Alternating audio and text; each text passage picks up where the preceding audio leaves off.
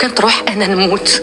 ماما بابا شوفوا لي خاوتي، شوفوا لي الفيديو هذا مليح ها. هذا الفيديو راح يبين لك انه كيد النساء واعر خاوتي، ما كذبوش اللي قالك انه كيد النساء واعر والنساء ما يتامنوش. شوفوا معايا الفيديو هذا وراح تعرفوا صحة كلامي خاوتي، مانيش انا اللي قلته، المسلسلات الجزائرية هي اللي راهي تأكد في الكلام يا خاوتي.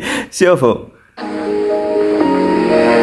أنا خايفة سيد أحمد يولي على بالي بلي يقتل على جال بنته.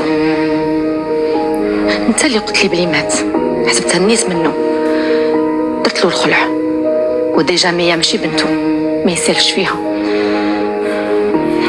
عييت صابرة عمر، صبرت بزاف باش نتهنى منه، والو ما يطلقش، 7 أرواح. تعجبوني 8 ساعة بالك، عيشوا حياتكم نورمال، تفرحوا وتشطحوا.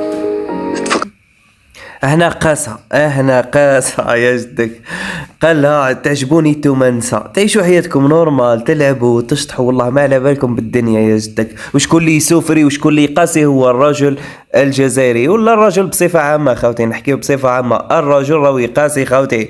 ارحموا من في الأرض يرحمكم من في السماء. كيد نسى واعر، وسيد حمد غاب شويه برك اللي كيداتو ودارت له الخلع. وهذا مانيش نحكي على غير سيد حمد، وكم من سيد حمد راهو متواجد في الجزائر خاوتي، كم من سيد حمد راهو متواجد في الجزائر. ارحموا شويه رجالكم خاوتي، رجال راهي تقاسي، راهي تعاني، رانا كرهنا، رانا ملينا خاوتي. الراجل الجزائري راهو محقور.